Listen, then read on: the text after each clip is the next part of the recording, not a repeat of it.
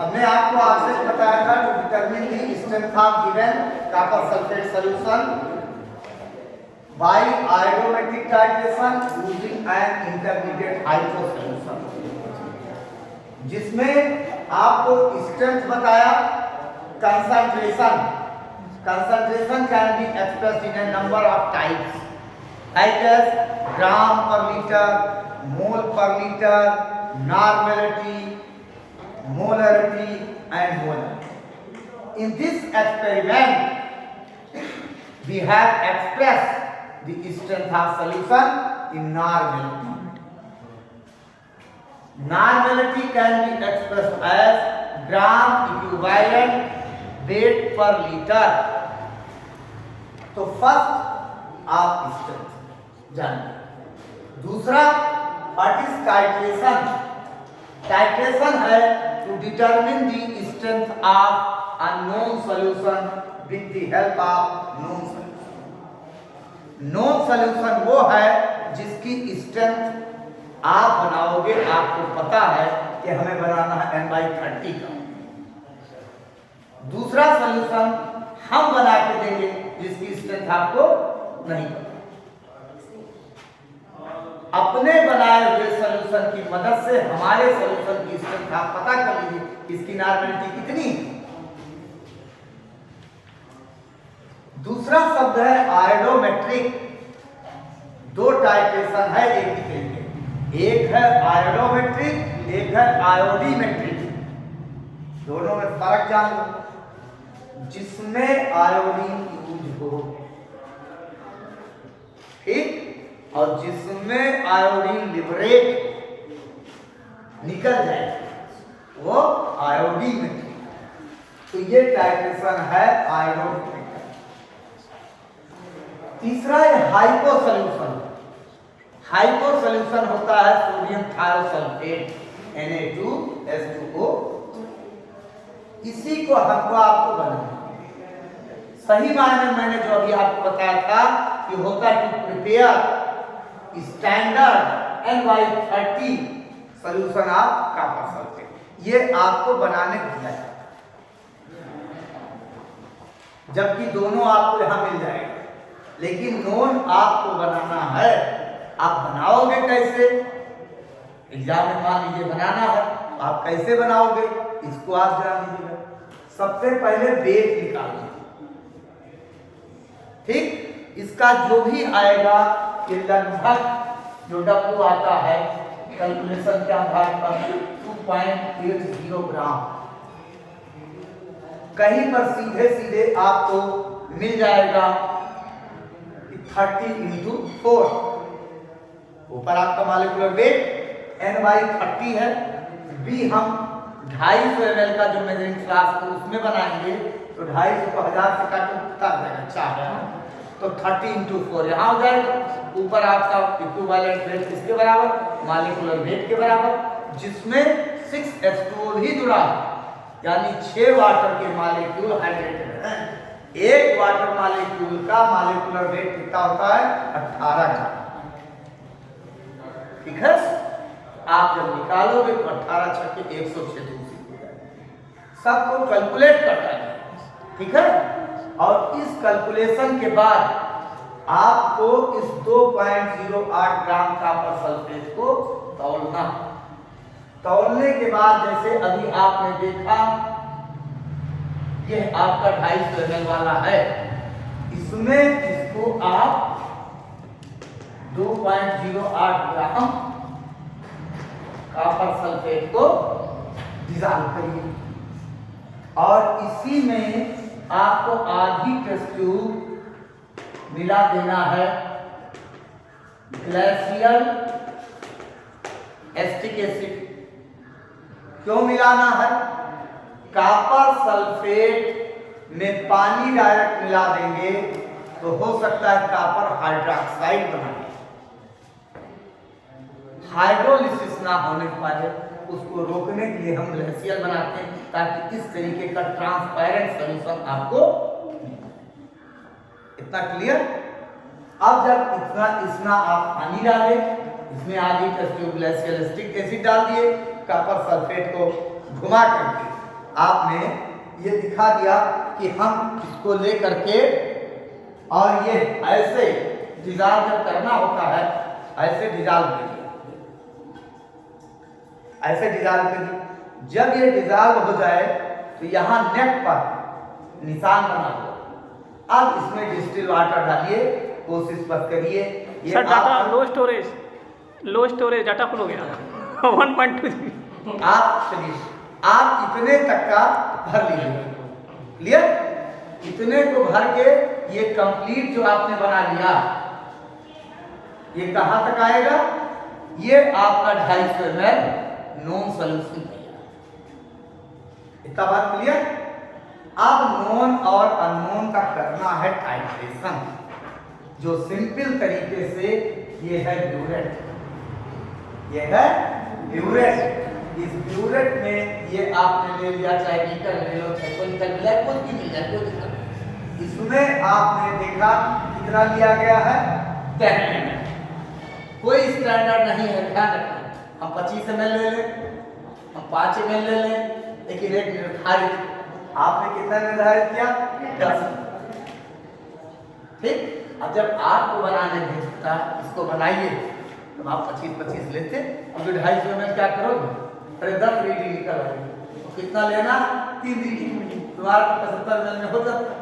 लेकिन अब चूंकि हम ही ने बना के दिया, इसलिए आपने 10 ml तो कॉपर सल्फेट ले लिया, जो आपका नॉन है। इसमें आपने क्या मिला दिया? 5 ml KI, 5 ml KI, क्योंकि मैंने कहा है कि इसमें क्या होगा? यूज होगा, आयोडीन यूज होगा। अब उसके बाद इसको मिलाने के बाद यहां से ब्यूरेट से आप हाइपो को डालना शुरू करिए। ब्यूरेट में हाइपो भरा हुआ, डालते डालते आप देखोगे ये पेल येलो हो जाएगा। ठीक है, देखिए येलो ब्राउन हुआ। उसके बाद आपने KI डाला, हल्का होगा, हल्का होने के बाद ये पेल येलो, ठीक है।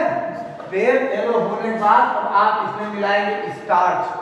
ध्यान से देख लीजिएगा, क्या मिलाएंगे? स्टार्च जैसे मिलाओगे तैसे आयोडो स्टार्च का कॉम्प्लेक्स बन जाएगा, जो प्रूसियन ब्लू कलर का होता है। कौन सा ब्लू सर? प्रूसियन ब्लू, जिसको नेवी ब्लू कह सकते हो, मतलब आप ये समझ लीजिए गाढ़ा नीला। ये गाढ़ा नीला कलर हो गया। उसके बाद आपको बता दें, आप हाइपो डालते जाइए, केवल एक काम है कि वो ब्लू कलर डिसअपियर। स्टार्च इसमें इंडिकेटर, स्टार्च इंडिकेटर है। और कभी भी देख लेना, आयोडीन स्टार्च के साथ मिल करके आयोडो स्टार्च कॉम्प्लेक्स बनाता है और वो ब्लू ही होता है। जैसे एक जांच आपको मैं बता दूं, दूध में कभी जांच की जाती है, तो दूध में प्रोटीन होता है केसीन, जो गोल्डन येलो होता है। आप एक बूंद ले जाइए आयोडीन टिंचर, और कभी कहते हैं ना कि दूध में अरारोट मिला दिया गया है, 2 बूंद आयोडीन डालिए, अगर जरा सा भी उसमें स्टार्च होगा अरारोट का पाउडर, तो तुरंत वो नीला कलर आपको प्रूसियन हो जाएगा। क्लियर है? तो आपका इस ब्लू कलर का जो आयोडो स्टार्च बना था, इसको खत्म कर दें और सल्फेट को हटा करके जो लास्ट में आप आएगा वो होगा क्यूप्रिक आयोडाइड, यानी आयोडीन इन्वॉल्व हो गया। एक में आयोडीन का इन्वॉल्व, दूसरे में आयोडीन इवॉल्व। इवॉल्व वाला आयोडीन, इन्वॉल्व वाला आयोडो। Clear concept? अब आप हमको बताइए, क्या प्रैक्टिकल करने में कोई दुविधा है कि आपको ऑपरेटर्स मिल जाए? ब्यूरेट में भरो हाइपो, बीकर में लीजिए आप 10 ml non, 5 ml KI, hypo को डालो, येलो ब्राउन, येलो के मिलाओ, स्टार्च हो गया ब्लू, और ब्लू को डिसअपियर कर दीजिए, दूध की तरह आ जाएगा सफेद। आपको होगा इन पॉइंट, अब वो ब्यूरेट की रीडिंग नोट कर लीजिए। अब 3 आपको करना है नॉन के साथ, और 3 करना है नोन के साथ। उसके बाद तब आप कैलकुलेशन कर रहे हैं। हाँ देखो लिखा हुआ भाई 13 to 10 n2 10 अननोन का निकालना, n2 निकल आएगा नहीं निकल आएगा। अब n2 की यानी वैल्यू आपको निकल आई इंस्टेंट की। आप क्या करो उसको 4 से गुणा करा दो। आप 4 से गुणा कराओगे आपकी इंस्टेंट निकल जाएगी। क्लियर? अभी भी कुछ गुंजाइश अगर रह जाएगी, बात सुन लीजिएगा, अभी भी कुछ गुंजाइश रह जाएगी। अगले टर्म पर हम लोग आएंगे और अगले टर्म पर आएंगे और फिर आपको करा करके प्रैक्टिकल भी कर लेना और समझ भी लेना। मेरे टर्म पर रहेगा। एक उद्देश्य रखिएगा, केमिस्ट्री का आधार प्रैक्टिकल है।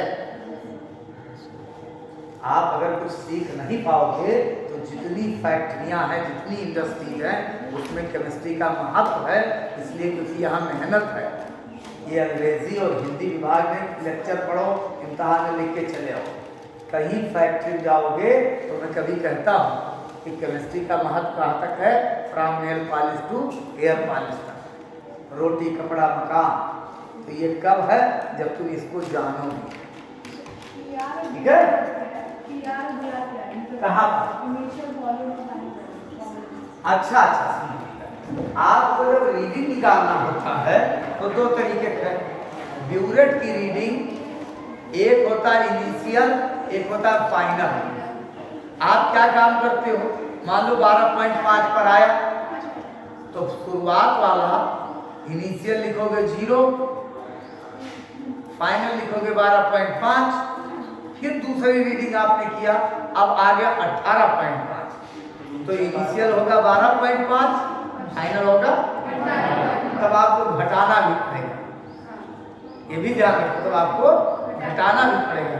दोनों तरीके की रीडिंग होगी, आपको घटाना पड़ेगा। तब आपका कितना आया, 12.5 में 18.5 माने 6। पहली रीडिंग 12.5, दूसरी रीडिंग 6। ईमानदारी टाइट्रेशन कहता है कि तब तक करना है जब तक 2 रीडिंग समान ना हो। फिर जब दूसरा करो 18.5 के बजाय 24.5 आ जाए, तो 2 रीडिंग हो गई 6 समान। क्लियर? दोनों रीडिंग समान आनी चाहिए, जिसको हम कहते हैं कंकॉर्डेंट वैल्यू। पढ़िएगा, exact value, precise value, concordant value, ये 3 वैल्यूज होती हैं। यहाँ पर कंकॉर्डेंट वैल्यू यूज करें। ठीक है? अगर अब आपके पास अगर समय हो तो आज के लिए, नहीं समय होगा अगले, लेकिन करके तब जाइए, अधूरा मत छोड़िए। ठीक है?